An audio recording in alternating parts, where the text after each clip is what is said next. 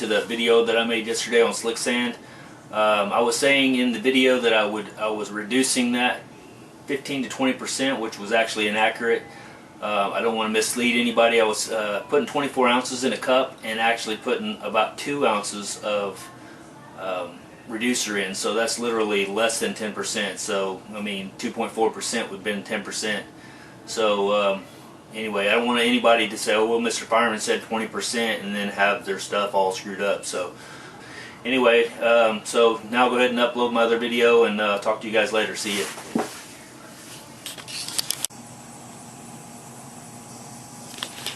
Hey guys, decided to pull this out, push it out, and let it bake in the sun a little bit today. I can't do a whole lot today because my wife is in Vegas seeing my new grandbaby, and so now I got 2 grandbabies, 2 little boys. One's 1 and then one's just been born, so pretty cool. And I'm here with my little girl, and we're hanging out today. So I thought I'd give you a quick overview of what this looks like now, and then out, out in the sun. Of course, it looks funky because I sprayed guide coat all over it. I opted to leave the bottoms there. I felt like they're pretty straight, and also being what some of the guys were saying, or it seemed like it was Jeff was saying that rocks tend to want to kick up, and this stuff, if it's too thick, it'll chip it easier. So probably down here I'll probably sand that pretty thin, to kind of thin it down. You correct me if I'm wrong, but from what I've seen so far on mill thickness and all that, most of the factory paint jobs are around 5 mils, 5 to 6 mils. That's with everything, primer and clear and everything. So yeah, we'll see how this works out. But like I said, it was pretty straight before I started this, before I put the slick sand on it, so it should be fine. And then of course I'll put probably 3 good coats of high build on top of that, and let that sit up for, well, it'll sit for a long time actually, because he's going to put the motor and everything in it, and it's just going to stay in primer. I think what I'll do is, and if anybody's got any better suggestions, once I get this all blocked out, I'm going to spray my high build on it, and then I'm going to push it out and just let it sit out in the sun for a couple weeks or whatever, and then I'm going to spray just a coat of that epoxy over the whole car. That way when he takes it, if he gets any fingerprints on it or whatever, it's not actually soaking into this primer.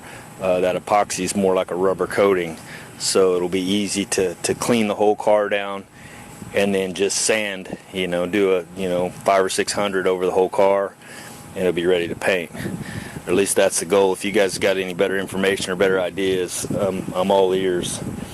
But yeah, I'll reassemble the whole car and block it all out together. Make sure I get all these body lines nice and straight all the way down. As a lot of you know, I put holes, like guide holes, and I'm out in the sun so I can't see it, but you can see there just little I think 1/8 inch or whatever guide holes, so I can line these right back up. You see that? Like here it comes in, and I can, like, that's exactly where it was. I did that pretty much everywhere. Here for the hinges, up there, pretty much all the doors. You can see right there's one, right there's one, so I can line those hinges right back exactly where they were. I did it to the sorry, my brain is just not functioning well today. Whatever these are called, I did it to those, the trunk, so everything should go exactly back where it was when I got the whole car lined up exactly like I wanted it. All the lines and everything, all the gaps are 3/16 and all that. And you can see here, I only went down so far with this stuff. I left that. I probably should have left that bottom down there, but like I said, I'll sand it thin enough to where I shouldn't have to worry about it when it, you know, if it picks up any rocks and kicks it up there. I mean, it's gonna, he drives it, it's gonna get rock chipped. That's just the way it is. But hopefully we can get the mill thickness down enough to where it doesn't, you know, take a chunk out of it. But those mill thickness gauges are really expensive. And talking to Jeff, he said that the paint, people that I buy paint from and stuff like that ought to have something like that. I don't know if they'll let me borrow it and bring it back here. Pretty sure they're not going to come to my house because I don't own a shop that's, you know, does tons of business with them. You know, I'm going to buy paint once and go on down the road, so they don't know me from Adam.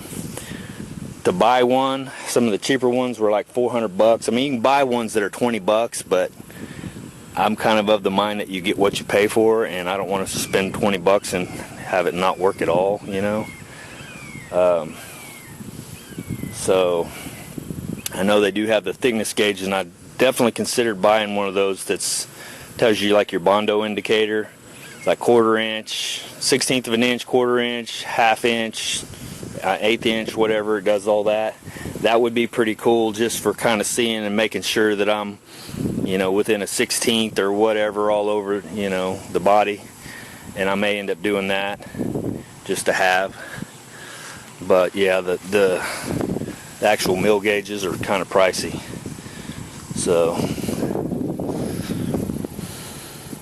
and yeah, you can still see, you know, the scratches that are in there. Of course, when I sand that down, those all should go away, but you can see how that shrunk into those scratches.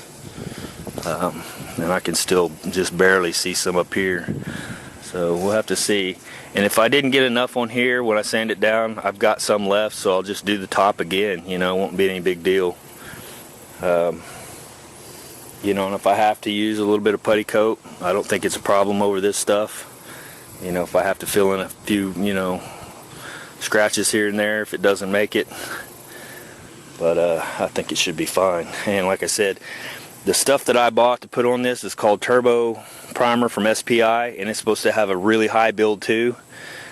So if I put 3 good coats on that, that ought to cover anything I missed. So this is all just trying to get this thing as close to, you know, to where when actually everything's said and done 6 months from now and the paint's all shrunk, everything shrunk, clear shrunk, all that stuff, it'll still be glass ass smooth. There won't be any of this stuff ghosting back through, because we don't want that. So that's the goal anyway. Like I said, you know, if you guys got any better information, I'll put this out to where the sun could hit it. Kind of cook it a little bit. He says it's probably not necessary. It's probably already as cured as it's going to be.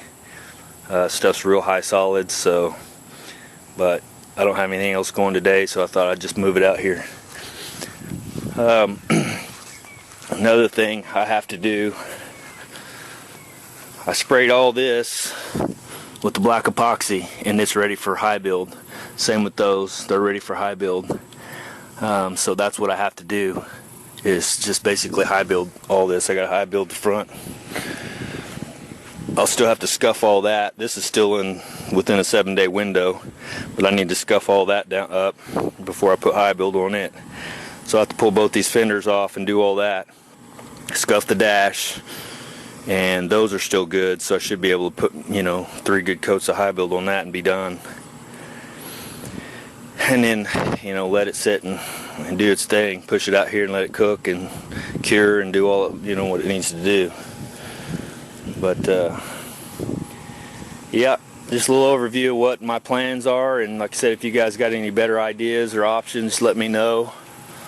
And you can see here that covered real nice. All those, remember the little pits that were in there? They're all gone. That's gonna turn out nice, I think. So yeah,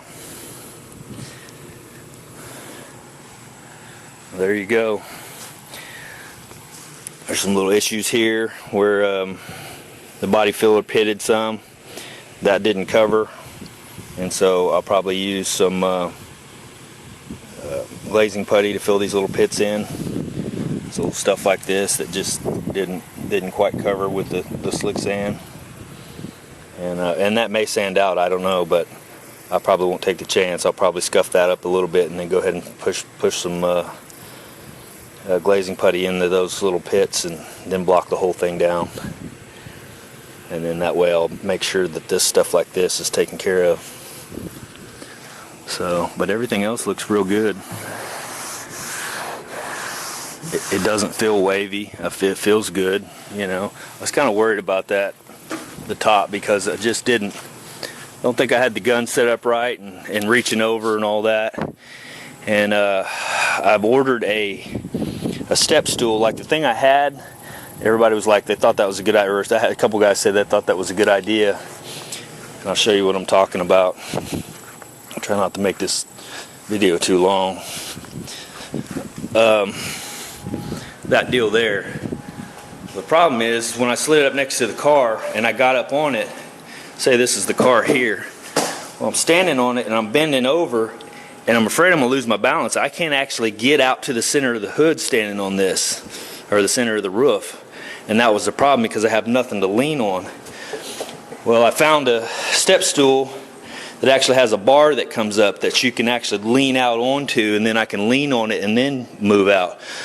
I think the only problem that I'm going to have with it is that it's stationary. I mean, it has wheels and I can move it, but I'll have to be able to reach out and come all the way across and make it all the way from one side to the other, which without moving, I don't know how well that'll work.